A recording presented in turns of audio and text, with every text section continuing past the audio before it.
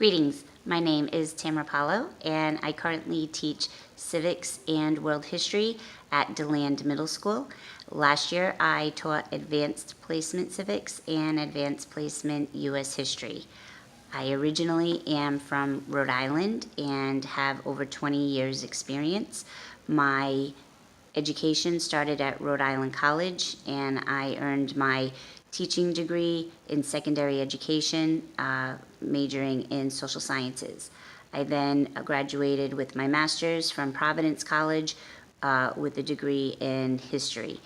We moved down here a few years ago because of my husband's position. I have 3 boys, and I currently live in Palm Coast. And although I love DeLand Middle School, the commute is about an hour each way, and it would just be a little more convenient to be closer to my family in cases of emergency. As for my lessons, I had a great lesson that focused in on. So this lesson focused in on America's political heritage, and it focused in on the benchmark Social Studies 7 Civics 3-1, comparing different forms of government such as direct democracy, representative democracy, socialism, communism, monarchy, oligarchy, and autocracy. So each group was given a different type of government, and within each government they had to construct a tower. That was the goal of the assignment, is to work together. So depending on if it was democracy,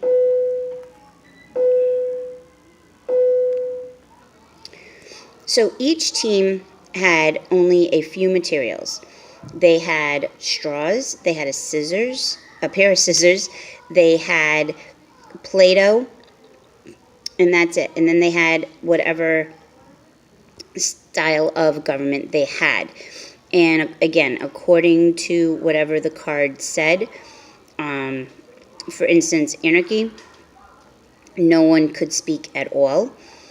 And they had to build the tower. The winner was the one that had the tallest tower that stood for the longest. And they enjoyed it very well. They did some team building. They had to do some higher order thinking because they had to figure out how they were going to construct this within the rules. Then once this was over, they each visited each of the governments and then surveyed themselves on whether or not they would have liked to live in that type of government, and why or why not.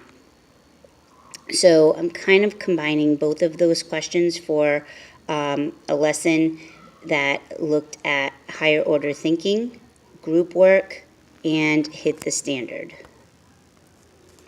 In this activity for my 6th grade history class, each group was given a set of boxes, and they had to figure out what was the best way to build their fortress so other invaders wouldn't be able to come in and take over.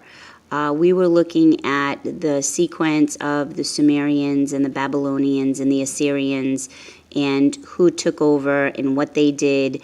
And so this was a higher order thinking activity. Again, team building. They had to work together. And then they had to compare the strategies of the conquering groups and what the groups could have done better as to not become conquered.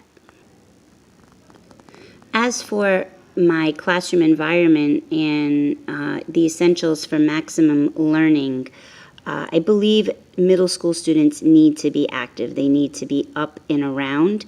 They need to be social. Middle schoolers are social. They do like to talk.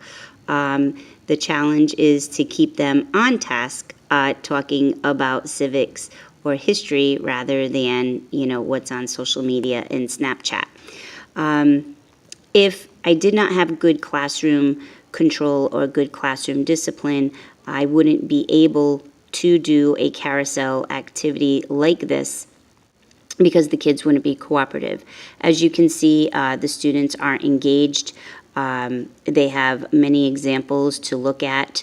I try to differentiate with notes. This is the time where they have to start developing their own note style and what works best for them to study. Because I have so many different kinds of learners, my goal this year has been for them to tailor their note-taking abilities to what works best for them. Whether it's, T-charts or straight notes or outline form, or blocking or underlining or even using different colors, whatever works best for them. So I've given them lots of tools, and I want them to choose the best strategies for them. And I do use an interactive notebook, and everything has to be put in there, whether glued, taped, or stapled. So when it comes time for the EOC, they are ready and organized to study.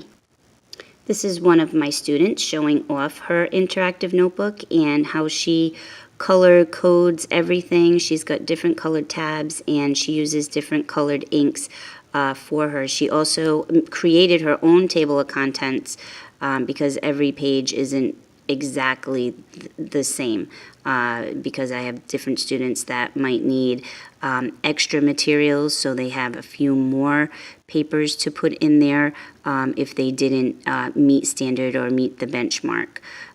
So it's a little different than the traditional interactive notebook with a set page number for every child. I do use a lot of foldables with my students. This was the steps to naturalization, and inside they had to write different things. This was just one of the models that I had for them if anyone was absent, and that's one of the big problems is absenteeism. So I do have an area